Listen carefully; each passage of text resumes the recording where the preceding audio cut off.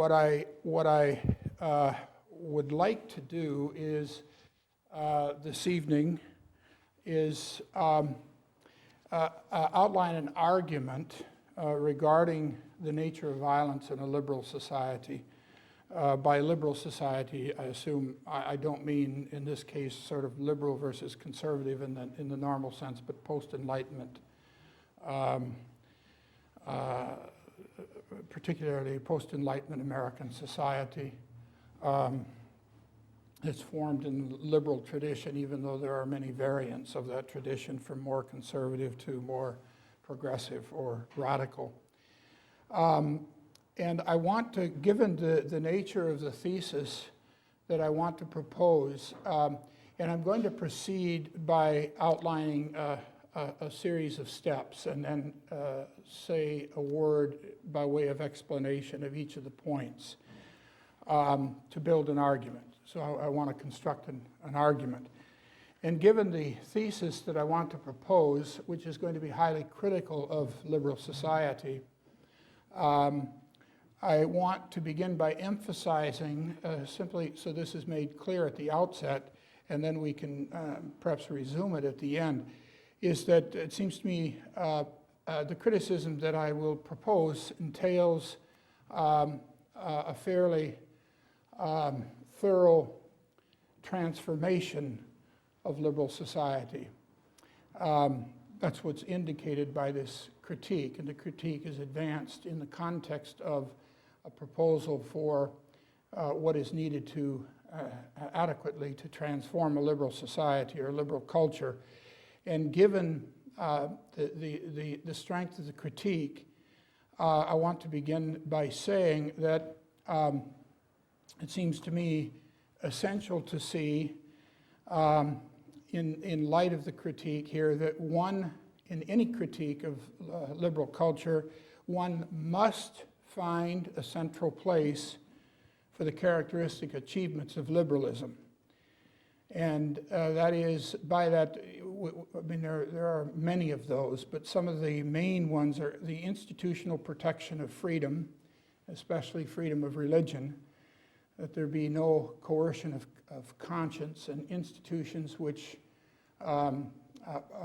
protect freedom, political, economic freedom, rights that safeguard the dignity in their best intention, their rightful intention, safeguard the dignity of individual persons, respect for due process, the achievements of science, medicine, and technology, which have in so many ways served to reduce suffering and enhance basic human comfort. So I take those achievements as whatever one does by way of criticism of the liberal culture, what one seeks by way of finality there in terms of a transformation. The transformation must recuperate what's the good that's intended in those achievements. Now, having said that, the question is going to be, what's entailed in the recuperation. And what I want to say is the recuperation of what seems to me inadequate, a culture formed in inadequate anthropology, requires each of those basic goods to be transformed from the inside out. That is, it's not a question of accepting rights and then adding something. It's not a question of accepting each of these, but the very acceptance of, say, freedom of religion has to be coincident with a transformation in what we mean by that. And that would hold true in each of these cases. Okay? So that's first general remark that I want to make, and I want to keep in mind, because the criticism then that I want to make is a strong one. First, I'll start out saying then that liberalism as such, regarding the thesis, liberalism as such disposes a culture toward violence of a peculiar sort. Okay, by as such, what do I mean? What I mean to say is that in its fundamental logic, precisely on its best and most proper reading, as distinct from its compassionate intentions, disposes a culture, logically disposes a culture toward violence. So that would be the first. So I want to distinguish there between what is, it seems to me, on its best and most proper reading of liberalism, there is a compassionate intention, a good intention, precisely to do things like alleviate suffering and to enhance human comfort and so forth, protect freedoms. But what I'm saying is that the logic of liberalism, nonetheless, on the best reading of liberalism, disposes toward violence. Okay, but I said of a peculiar sort, and that's another crucial point, of a peculiar sort. And I want to distinguish at the outset, and maybe people want to ask the comparative question here. That's not my primary concern. We had this horrible violence yesterday in Madrid, an act of terrorism, and clearly, I mean, what I would want to argue, although I'm not going to develop the comparative question here, I want to emphasize of a peculiar sort, the violence of liberalism. It seems to me there is nothing in liberalism that leads to the kind of systemic violence that's built into these terrorist groups. Nonetheless, there is a disposition toward violence of a sort, okay, and what is it? The term violence comes from the Latin violare, which is, it has a whole range of meanings to violate or to break or to disregard, to distort, to interrupt, to infringe upon. And so I want to take violence in that root sense, and you see there's a kind of common meaning running through those slightly different meanings. It's somehow there's something foreign breaks in and disrupts the order inherent to something, so that it's sort of forced to do something it wouldn't spontaneously do on its own, or to be moved in a way that it wouldn't naturally, organically move, and so forth. So violence, that's a root definition of violence. Now, peculiar sort, and this is what I want, this is a crucial point here, of course, given what I said just in passing about a kind of these other kinds of violence. And the question of what kind is the worst in the end, I mean, I think is a highly, there are all kinds of aspects of that have to be sorted out that maybe in the question period we can address. But the peculiar sort of violence that I want to say is characteristic of a liberal society is that it's subtle, it's hidden, typically subtle, typically engaged in the form of compassion. And although I will, it's going to be the burden of my paper to elaborate more what I mean by this, to give examples, it's the subtle. There's a violence that is this infringement, this disregard, this breaking in on, this infringement and distortion has to do in a particular way with those things in the culture that are matters of subtle order, of interior order, of a kind of hidden meaning. Give an example: the transcendentals, beauty, truth, and goodness. What's intrinsically a violence towards something simply in its character as a matter of beautiful order, or as a matter of truth, as a matter of good. And another kind of example that I would give is violence that's characteristic toward what tends to be silent and the dignity of whose order is very subtle. For example, a human embryo, particularly at its most primitive stages. It's very difficult to see an intrinsic good in that. Okay? What is it that I would suggest here, but as I go on, I will amplify this. What I want to say is that the violence, the characteristic violence of a liberal society is a violence against what is useless. That is, what is useless in the sense of having a worth intrinsic to itself as anterior to and prior to an act of choice. Okay, something that isn't, whose worth does not first emerge as a function of a choice. So that's when I say violence. Okay, we see the meaning of violence and of a peculiar sort. So this intention of compassion and an intention but a violence toward the subtlety of it, the subtlety and hiddenness. Now, in what sense, and what here, I'm still speaking somewhat abstractly here regarding what I mean by liberalism. So what is it that I mean by liberalism, and why do I make the strong statement that it is liberalism as such and not merely the corruption of liberalism?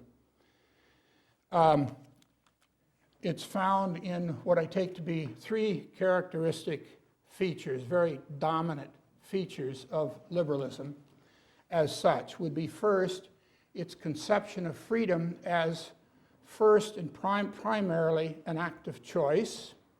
Seems obvious, but characteristic to the liberal understanding of freedom is that it's an act of choice. Again, I will amplify this more later. Secondly, by what I mean by liberalism here is its characteristic understanding of institution, and that is its main institutions, political, economic, academic, and so forth, what I would characterize as a primarily juridical understanding of institution. That means that the purpose of the institution is such, insofar as it's a liberal institution, is not to espouse any conception of the human being or support any given sense of the nature and destiny of the human being, but to create space for choice. So in other words, there's a logical coherence between the liberal conception of freedom as an act of choice and the liberal conception of institution, which is to say juridical. The point is to create space, to give institutional support for that conception of freedom.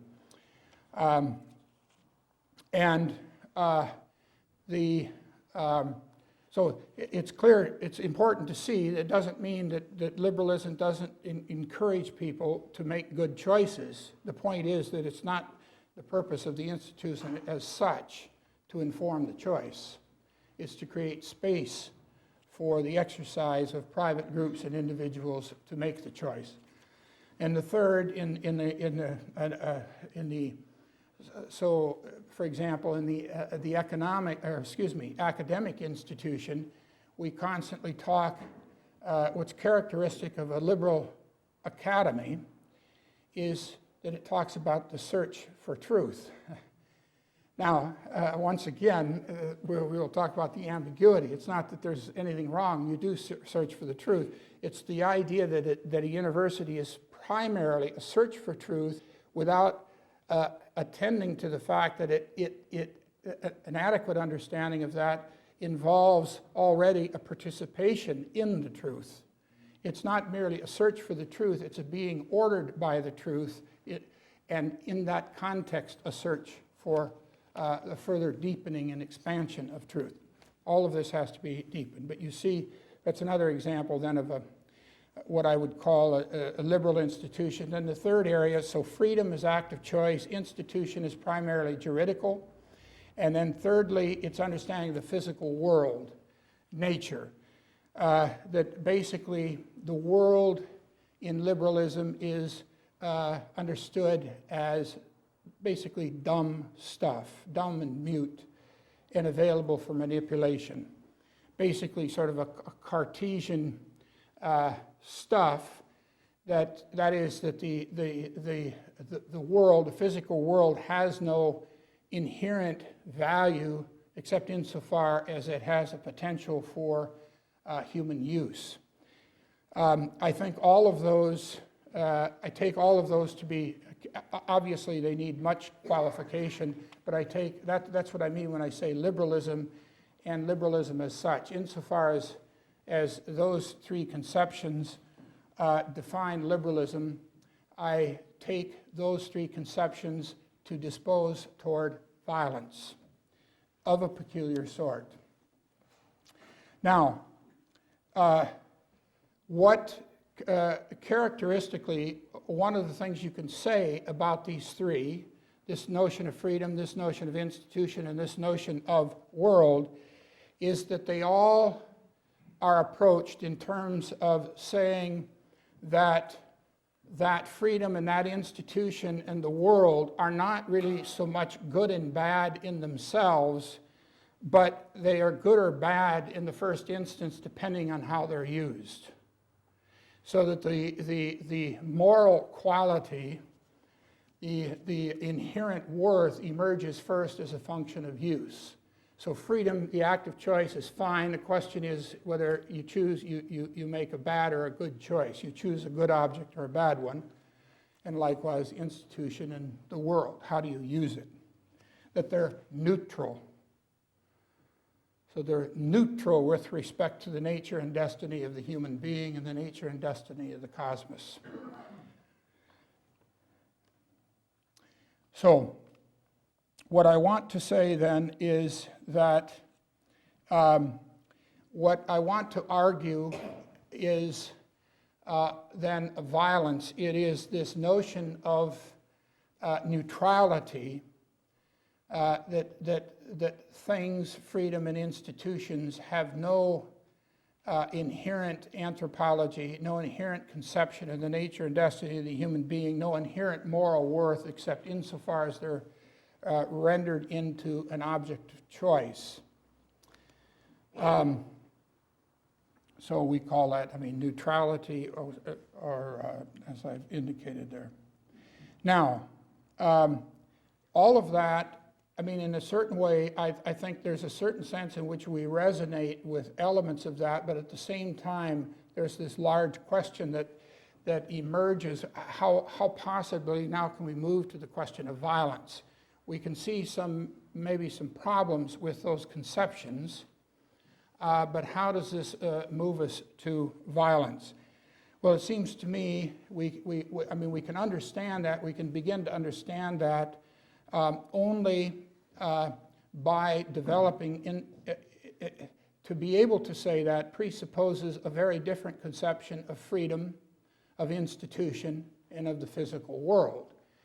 So now in this next section here, now what I want to do is to say something regarding the nature of these three, given which the serious problems in the liberal conception begin to come to light and are exposed. In fact, this notion of neutrality is exposed as a form of non-neutrality, in fact, one that disposes toward violence in the sense that I defined at the outset. Where do I find this view that I am presupposing here? Well, for the purposes of tonight's lecture, I will just point toward two sources, both of them from John Paul II. The first is Veritatis Splendor, his encyclical on moral theology, and the second is his notion of a nuptial body. What he argues in Veritatis Splendor,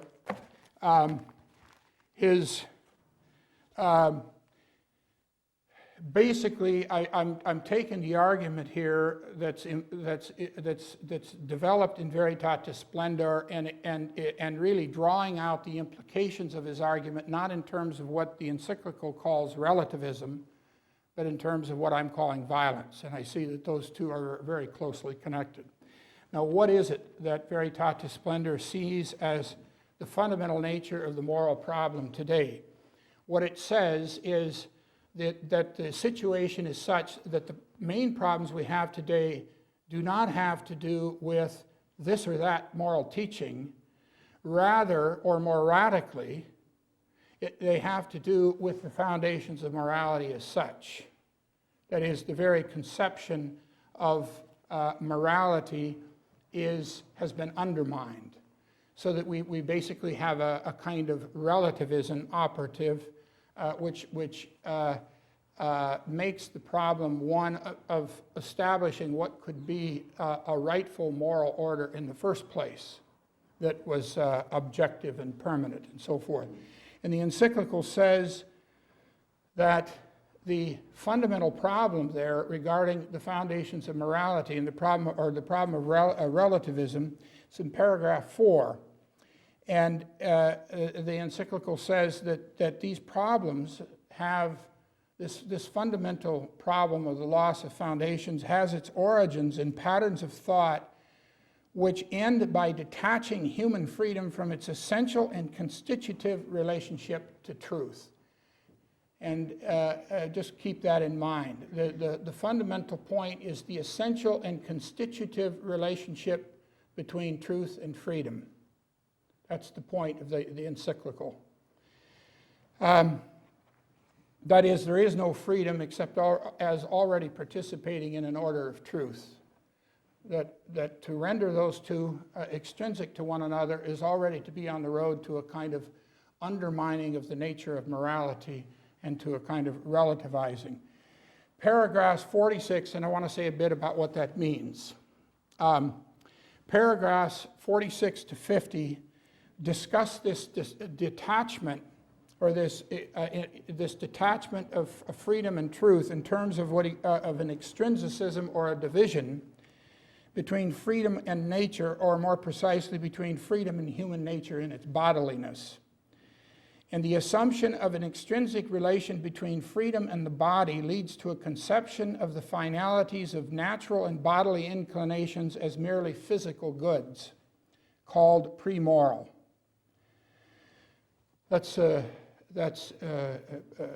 May seem a bit arcane, but the point is, but what he means by pre-moral there is if you separate the body, and they're talking about just the relation of freedom and bodily nature. If you separate freedom and body, what happens is the body loses its human meaning. It becomes sort of a brute thing.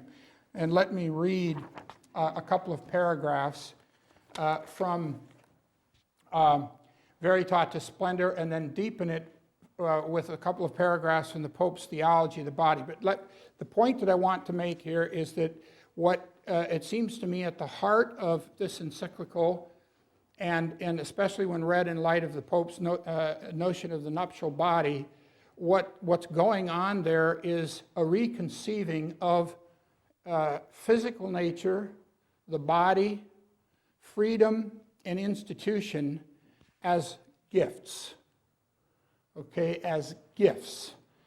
And that is to say, they have an inherent worth and dignity by virtue of their creation by God, and that meaning that's given in creation characterizes the material world as such in its own way. It characterizes the bodily world, it characterizes freedom, and it characterizes institution.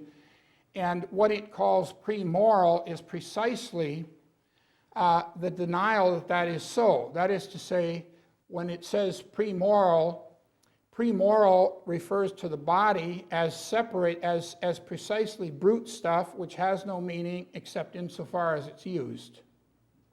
You see, a pre-moral conception of freedom is an act of choice that doesn't recuperate the interior order being ordered by God, from God, toward God. And likewise, an institution which is an extension of man's freedom into political and economic institutions and so forth. And basically the argument that I'm making, and I'll go through now, I'll say a little bit more about what I mean by gift. The argument that I'm making is the criticism of the encyclical. The encyclical is saying the fundamental moral problem is the loss of the separation of freedom from the inherent, from bodily nature, rendering those two extrinsic. And when that happens, bodily nature becomes merely pre-moral. That is, it has no meaning except insofar as freedom does something to it, manipulates it, and so forth. So you have an empty freedom and a body with no inherent meaning.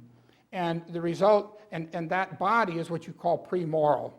What I'm arguing is that there's a sense in which the characteristic position of liberalism regarding its understanding of freedom, institution, and the physical world or physical nature, in its characteristic understanding embodies precisely the pre-moral, the position of the pre-moral understanding of these that the encyclical sees as the heart of the problem of relativism.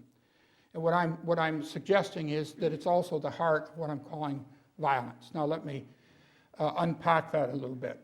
Regarding this point of nature as gift, just read the Pope first in the encyclical and then from Theology of the Body.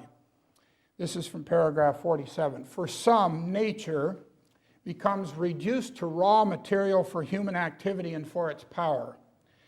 Thus, nature needs to be profoundly transformed and indeed overcome by freedom, inasmuch as it represents a limitation and a denial of freedom. For others, it is in the untrammeled advancement of man's power or of his freedom that economic, cultural, social, and even moral values are established.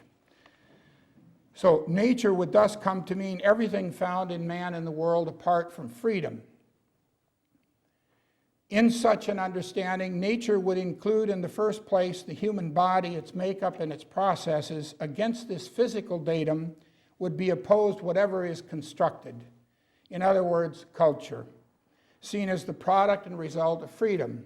Human nature, understood in this way, could be reduced to and treated as a readily available biological or social material. This ultimately means making freedom self-defining and a phenomenon creative of itself and its values. Such a view ends up treating the human body as a raw datum, devoid of any meaning and moral values, until freedom has shaped it in accordance with its design. Consequently, human nature and the body appear as presuppositions or preambles, materially necessary for freedom to make its choice, yet extrinsic to the person, the subject, and the human act. Their functions would not be able to constitute reference points for moral decisions because the finalities of these inclinations would be merely physical goods, called by some pre-moral.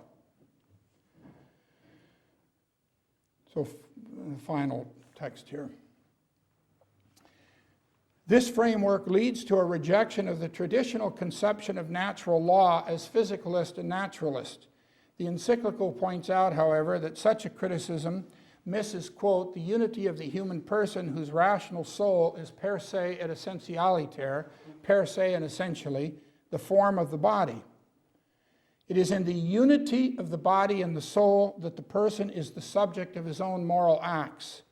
The person, by the light of reason and the support of virtue, discovers in the body the anticipatory signs, the expression and the promise of the gift of self, in conformity with the wise plan of the Creator.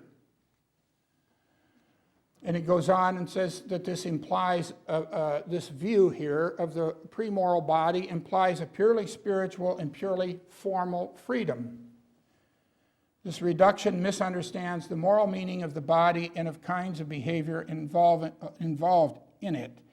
Now, what I'm getting at here, I mean, to put it concretely, what the Pope is saying is, look, there's a body-soul unity, and therefore the exercise of freedom has to take over in the first instance. It has to read the order of the body.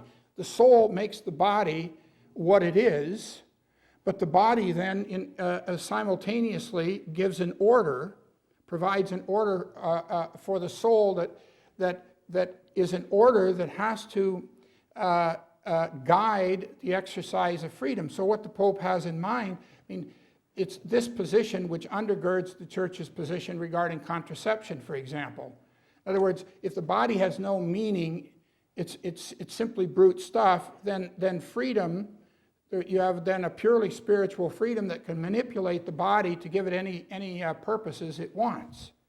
It seems to me this is a fundamental issue also in the problem of homosexuality, the structure of homosexuality, which also presupposes basically a body that has no human significance. And then the human significance is something that's simply generated by a purely formal freedom. And you make it into, you make it express whatever order you want it to express.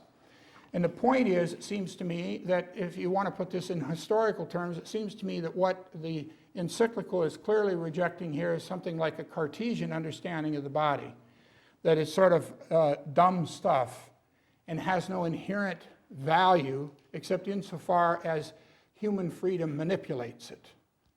And on the positive side, what it's affirming is something like an Aristotelian or Thomistic understanding of the substantial body-soul unity, which means that the body itself is apt for, in its very physicality, is apt for expressing what is characteristic of spirit and gives an order to that.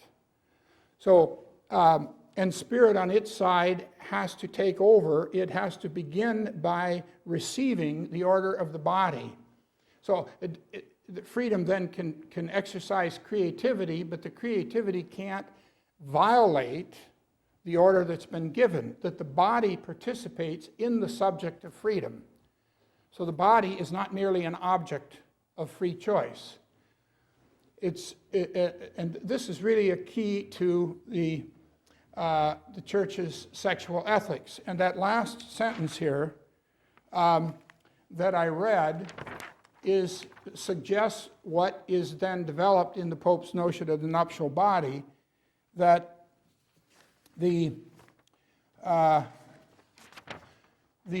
body carries the anticipatory signs, the expression and promise of the gift of self in conformity with the wise plan of the Creator. So there's a value already built into the body. It's not brute stuff, but its very meaning is it's already a gift which is then apt to be taken up into the self-gift proper to the act of freedom. And the act of freedom, which is an act of self-gift, we'll go on to this, exercises its own giftedness in the context of receiving the order that it shares with the body already by virtue of creation. Now the Pope then deepens this. It seems to me that even though the term is not used in Veritatis Splendor, the Pope, it seems to me there's a deep unity between that document and the theology of the body. And I think we've all heard of the notion of the nuptial body, and of course it has its meaning most immediately in a sexual context, that the body in its very physical shape, its very physiology, is apt for the expression of love. It's ordered to another. And so I read some text here from the theology of the body. The body reveals man. Man as a person is thus one who, even in his corporeality, is similar to God.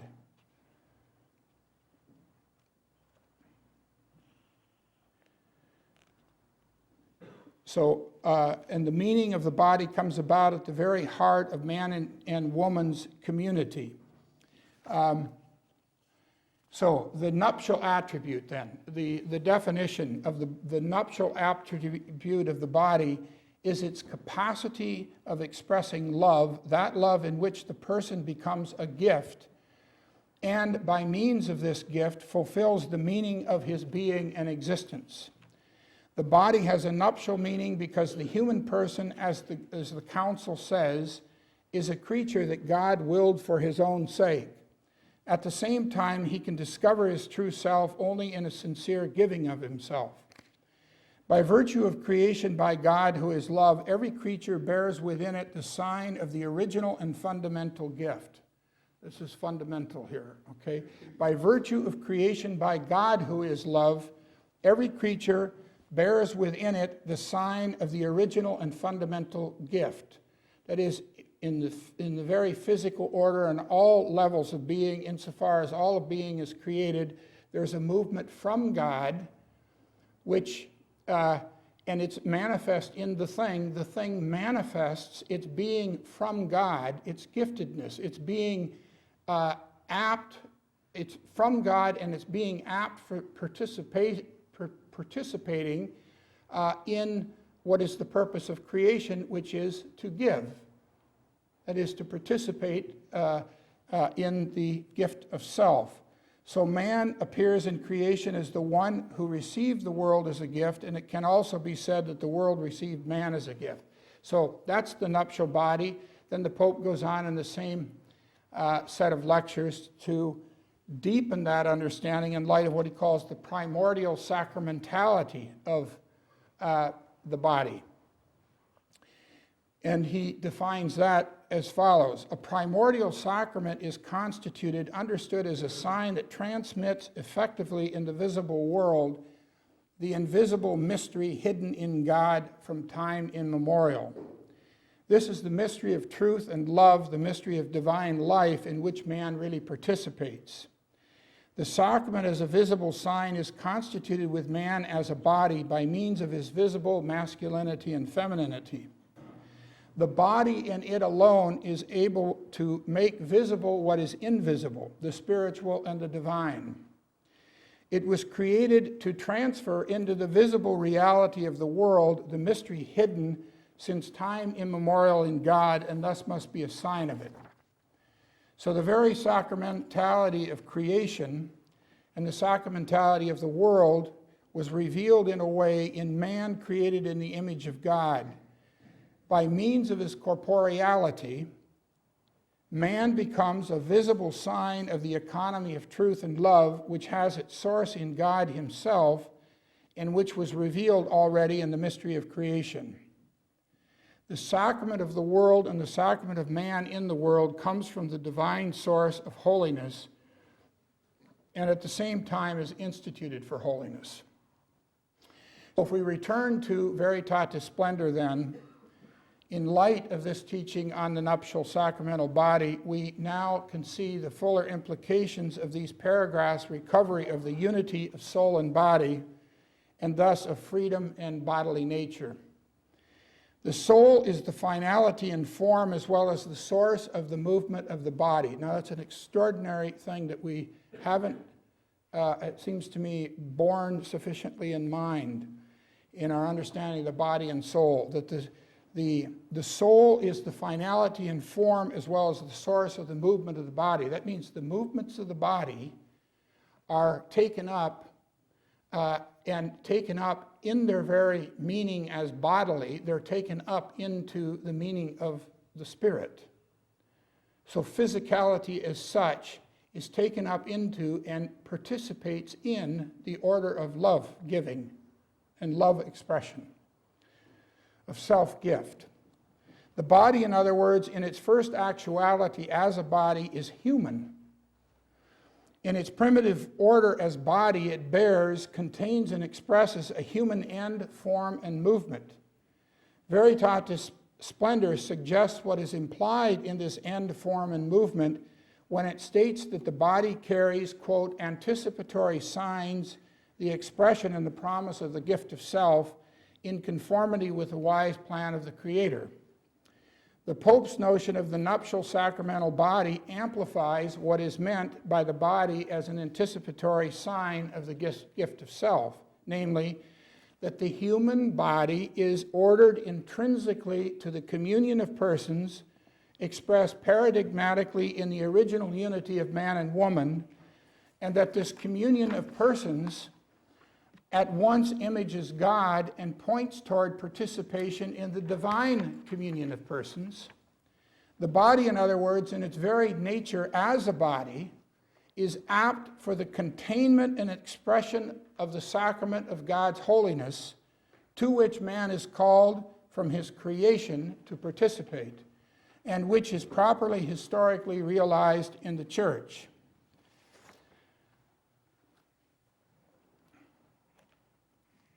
So, now, what follows from this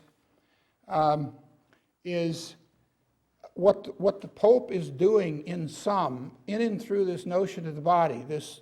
I mean, you could put it in terms of the essential relationship between truth and freedom, which gets expressed in terms of the substantial union of bodily nature and freedom within their distinctness, and which is amplified in the nuptial body, is that the human body, in its very physicality, is apt for the containment and expression of the spiritual, which is to say, to participate in the gift of self, which then in turn has its fulfillment in its supernaturalization, that is, in and through the Church, a participation in and through the sacrament of the Church, in the divine communion of persons.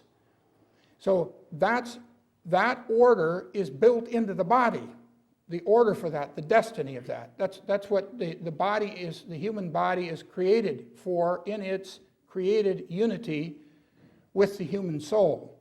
And so that both the body and the soul, both bodily nature and freedom, in their distinctness and in their unity, are gifts from God meant to, in their very creation, they contain a gift, and their very purpose is to deepen and realize that gift in the supernatural sense through participation in the sacrament of the Church.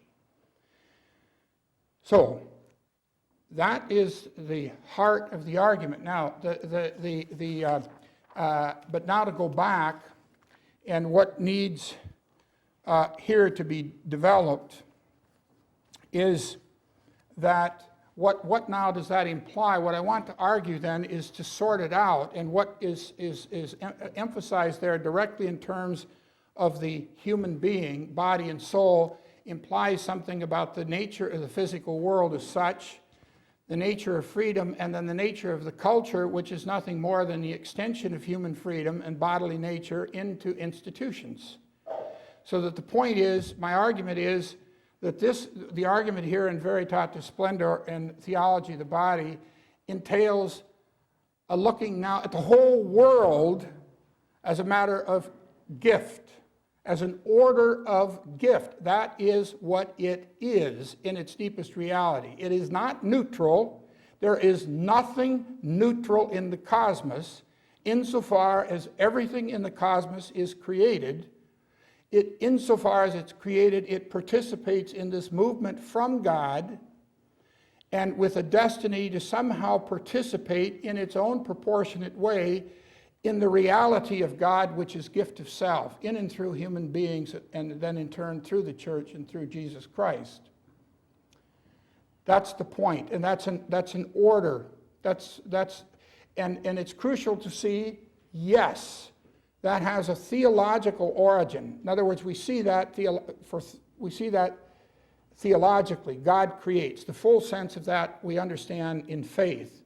But the point is, in the act of faith, the very point that's affirmed there is that we see it in its fullness in the act of faith, but that carries an ontological meaning. That is, giftedness, by virtue of creation, is in the thing. And if it's in the thing, then it can be seen in a way that does not simply require the act of faith. If it's really in the thing, that means it's accessible to reason.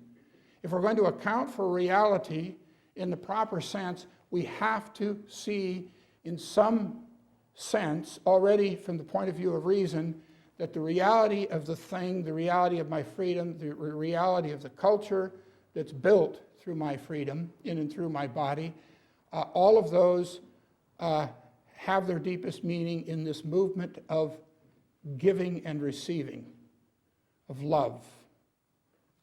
Now, what I will not go through, I'll just say a few words then on behalf of each of these areas. First, physical nature. That is, because my argument, the argument here in the most direct sense of the Pope is the human body, human physicality, and the human spirit. So I'm arguing now in the first place that implies a conception of physical nature as such. We can argue about that. The heart of my argument is simply that that there consists in reflecting on the implications of the community of the human body with physical nature. I mean, for example, attend to what's involved in breathing, what's involved in metabolizing.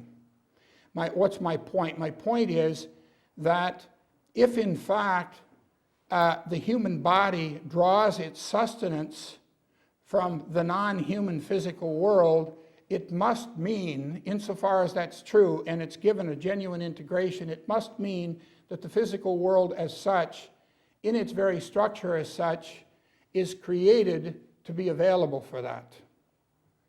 Okay, so that by virtue of creation, the very ratio, the very nature of things is that they're open for this integration. If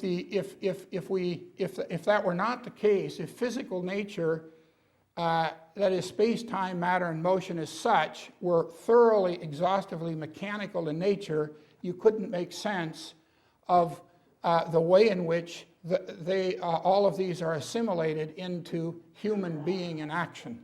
Now, that's a very dense assertion that it would have to be unpacked, but that's my assertion. There's an argument implied in that. So what I want to say then is that what that means is what I'm saying then in terms of the Pope's earlier argument is that the physical world as such, therefore, is created as a gift from God precisely to become a gift for man, which is to say, in the proper sense, to participate in man's own self-gift. So, Wojtyła talks about this beautifully in when he says as follows, in a 1977 lecture, he said, "Culture forms a kind of organic whole with nature. It reveals the roots of our union with nature, but also of our superior encounter with the Creator in the eternal plan, a plan in which we participate by means of reason and wisdom." And here's the crucial point. There exists in nature or the world an anticipation of human activity and a radiation of humanity through praxis. There is in nature or the world a kind of readiness to put itself at our disposal, to serve human needs, to welcome within it the superior scale of human ends, to enter in some way into the human dimension and participate in human existence in the world. So, crucial here. Therefore, the world is also an instrument. It's not a pure gift that we gaze at. It's something that we also use, okay? But note what's happened here. Note now how use has been transformed. Use is precisely taking up what is intended as a gift from God and appropriating it as a gift for what end? To participate in my own giving. Therefore, the instrumental character is precisely itself changed. It has a real instrumental character, but the instrument its use is itself already inside gift giving. Gift remains primary. It's crucial to see that. It's not instrument in the sense I was talking about in liberalism. The reason it's not is you're taking over the given. You're participating in the gift and then appropriating it in your own way, in your own creative freedom. Wojtyła introduces the section in which this statement appears with a citation from a Polish poet whom he quotes often, Cyprian Norwood, who says, quote, "Beauty exists that we might be enticed to work, and work that we might be resurrected." So work has something to do with resurrection and beauty. Okay, that's a transformed sense of nature there. Wojtyła thus fittingly insists that an organic relation of culture to nature, or again nature's radiation of humanity through praxis, requires a non-utilitarian, his words, disposition consisting in, these are his words, enticement, wonder, contemplatio, and awe before the reality of the cosmos. Employing the terms of St. Thomas, Wojtyła emphasizes that this intransitive, immanent activity, so it's activity that doesn't go out of itself and do something, it sees the other and respects the other in its otherness, does not take place beyond work, beyond our engagement with reality, our making of things, not beyond human activity. On the contrary, the point is that human activity has the simultaneously dual character of being both transitive and intransitive. There is no work, in other words, that becomes a genuine radiation of humanity that isn't rooted in contemplatio and wonder, not as beyond the work, but in the work, which is to say, unless the thing is seen as a gift, we can't use it properly. And unless it remains a gift in our use, we are not using it properly. We are not using it in accord with its nature, which is to enter into it and transform its own inner beginning giftedness into a higher creative form of giftedness. And that does not mean that the world itself participates in the self-gift. I mean, the flower, there's a great biologist whose work, unfortunately, not much is translated, Adolf Portmann, on the appearances of animals, forms and patterns in animal behavior. I don't have the title exactly correct, but one of the points that he makes in that article, consistent with the Pope, and there are other texts I could cite from the Pope, is that a flower, and this is a biologist speaking, a flower blooms to be seen. Now, there's a very important point there. In other words, it's very blooming, so it's a very non-Darwinian account of biology. It blooms as it's a way of giving itself, not in a conscious, reflexive way, but it's built into its movements by virtue of its creation by God, and in some way it's a vestige of what God is. Okay, next then. So the physical world is gift, is my argument by implication. Next, freedom is a gift. That freedom discovers itself now, not as a purely formal exercise, but it discovers its primitive proper meaning as a free and spiritual act only from within its relation to the body, and ultimately its relation to God in and through the body and through others. So the Pope says that the person discovers his true self only in a sincere giving of himself. So the spiritual act proper to a person consists in giving of oneself. What is important, however, and this is crucial, in light of all that has been said, is to see the sense in which this giving of self, proper to freedom, is always and anteriorly a being given by God, at once in and through the gift of the body and of others. In a word, freedom properly acts, gives or creates or determines itself only as already inside the order anteriorly given order to God anteriorly given in the body. So the point is that the giving of self is anteriorly a gift. Crucial.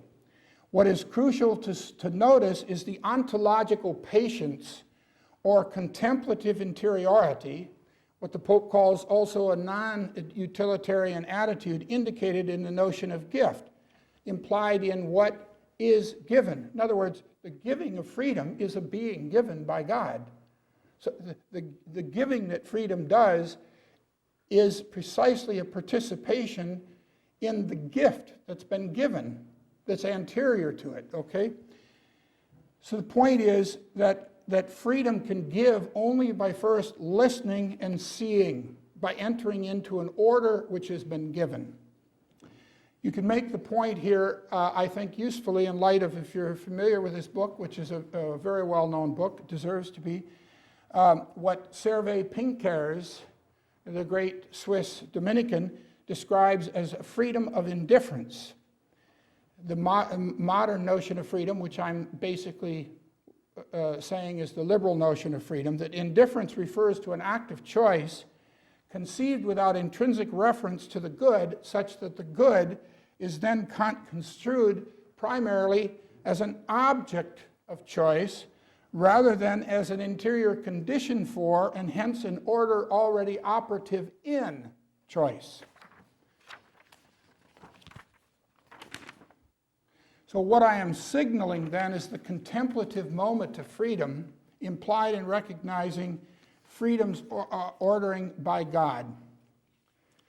So consistent with the argument of Pinckaers then, so first we talked about physical nature and now freedom, consistent with the argument of Pinckaers and in the terms proper to veritatis splendor, my proposal is that freedom remains physicalist or pre-moral insofar as its act of choice is conceived as primitively empty of the order given in the person's anterior relation to God through the body and the other. Freedom is understood in its true and proper nature as a giving of self only insofar as freedom recuperates the structural patience inherent in self-giving's always anterior giftedness, and it is with this qualifier that one must say that freedom is a gift. So again, what I want to say in terms of liberalism, the fact that freedom, that truth is seen as a matter of choice already rigs the ball game. To make truth an act of choice is to participate in the heart of the problem identified by the encyclical, which renders the relation of truth and freedom non-constitutive. That is to say, constitutive means that the free act is already inside the movement from God. It's already inside an order of truth. It's inside the order of creation. It's inside the order given in the body, and so on. So that doesn't mean that truth isn't also an object of choice, but the key is to see that it's first a participation in truth. So that the freedom of indifference is already a violation of the creational structure, if you will, of the nature of freedom, as understood by John Paul II, and as implied, as developed in Veritatis Splendor, and as implied in his notion of the nuptial body. Then finally, culture, and I don't want to go too much longer here, and I'll summarize that quickly. The whole problematic then moves into the area of culture, where culture then is no longer pre-moral in the sense that culture is simply that extension of the human being into the political, social, economic, academic environment. And the point is, if freedom is what we've said it is, and physical nature is what we've said it is, and the body is what we've said it is, namely a gift, it means that what culture both is and is meant to be is gift. This is a bizarre notion in a liberal society. That is, and much thinking has to be developed here. The purpose then of an institution isn't merely to create space for an empty freedom. It's in some way to participate in the gift of self. That is to say, it embodies it embodies some conception of the nature and destiny of the human being, and because there's an act of freedom involved, there's also distortion, and therefore cultures also always are in need of criticism. So then let me then come to a summary, and I can amplify. There are a number of these things that I could perhaps develop further in the question and answer period. If you then go back to liberalism, it seems to me what you have in liberalism is a paradigm of what Veritatis Splendor is seeing as the source of the problem of relativism. Now, I've said violence. What I mean by violence, and why I use that term rather than simply relativism, is that by definition, if you say that, for example, the physical world is first, if you claim that it's first neutral, right? Or if you view the human body as in the first instance neutral, that is empty of any human meaning, and simply awaiting a human meaning to be given through an act of choice, what that precisely means is that reality means nothing in itself, and it takes on its first worth. That is, it's not open to the exercise of love. It's not open to the integration into a proper understanding of the human, and so that any act by definition is foreign to it.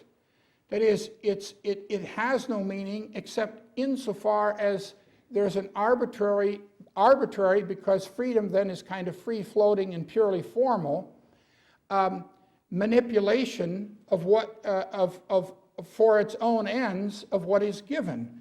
And what perhaps we can talk a little bit, I mean, where I think this, and the point is then, and here's where this could be developed once more, it's in the subtle, that is, there is no, the reason why we're prone to a certain kind of violence, it seems to me, is there is no disposition, given these assumptions of empty institution, empty freedom, and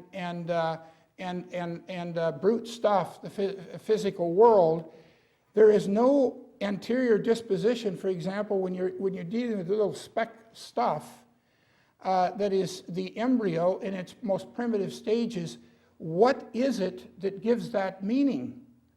What is it that, you see, if you take the liberal structure of freedom, what it means is that is by definition vulnerable to an act of choice.